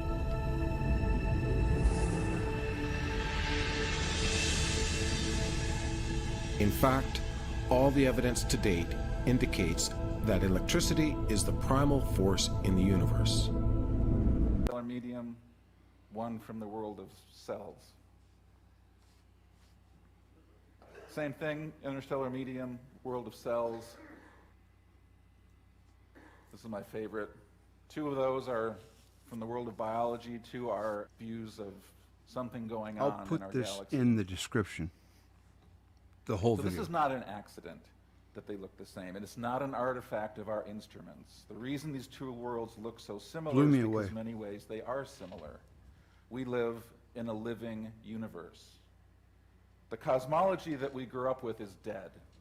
And I don't mean dead as in over with. I mean, it only talks about dead things. Stars are supposedly dead. Galaxies are supposedly dead. The whole universe is supposedly dead. And only you and I are alive. Only you and I. The profoundness of this absurdity needs to be re-examined. Astrophysics will be stuck until it can acknowledge that the objects it studies are alive, just like you and me, and our little cells. Yeah, that's it. That's all I had to show. That just hits the point right there. Double man. layers in laboratory and I will put that. I enjoyed this video. I enjoyed making it, and I enjoyed watching it. That's not. It doesn't happen a lot. Well, you know, I'm probably my own worst critic.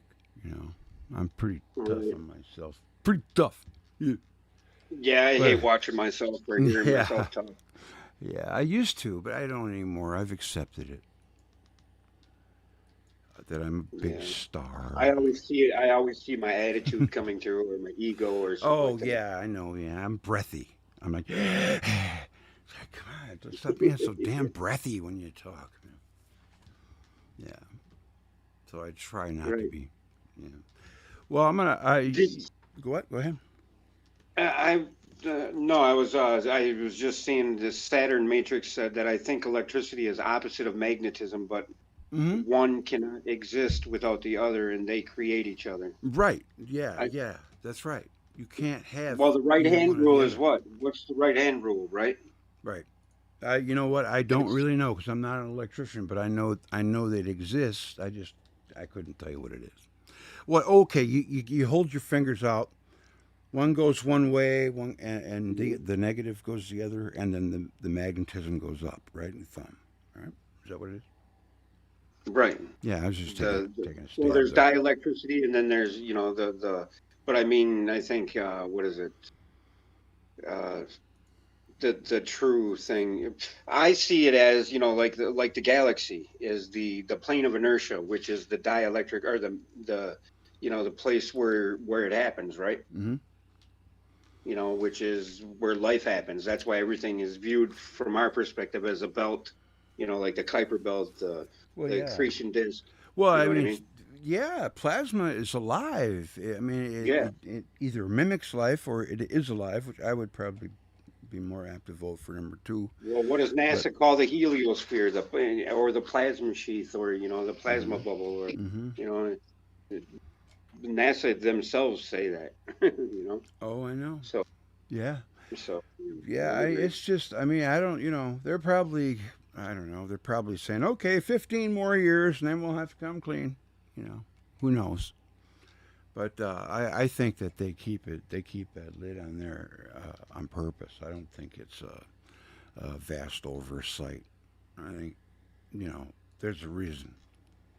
There's a reason for everything, There is a reason for everything. Mm-hmm. Well, I'm gonna roll a couple songs and find a good video to get into, Steve. Can you hang out for All another right, little brother, while? I'm gonna go to bed, man. It's Oh, 2 o'clock okay. in the morning, Okay. here, so I'm tired. Well, it was great talking to you. I want to get it. I Yeah, don't want to sorry lose. I was swearing on your show, bro. I didn't know I No, was no, on. no. That's okay, man. It's all right. And you're a good person. I don't. It doesn't bother me. All good, bro. Yeah. Same with you. All right. Love, man. Okay. Talk to you later, my friend. Love, peace, chicken grease. All right. Later on. See you, bud. Bye. Bye. And that was Slanted Sleuth. Yes. Okay. I've got to do a little thing here. I got to find some music to play so I can find the video, and then we'll be off. Bear with me.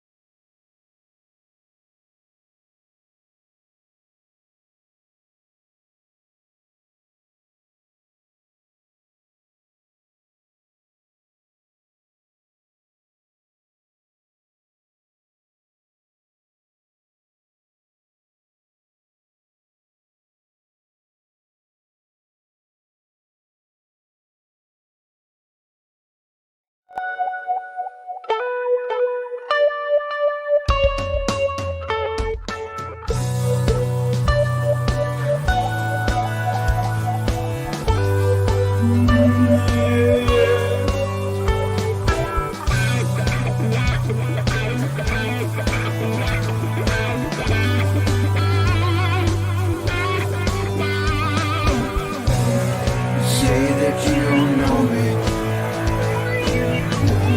as if I didn't know. You're deep on the surface, that's how deep it ever goes. You really know how to gaslight me when feeling low. Now you got a new subject.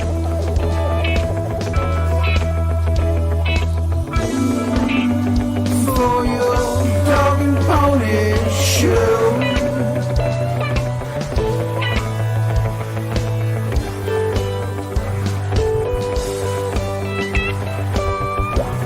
It seems to make you suffer from some massive blow. Covered in high heel marks on your pedestal.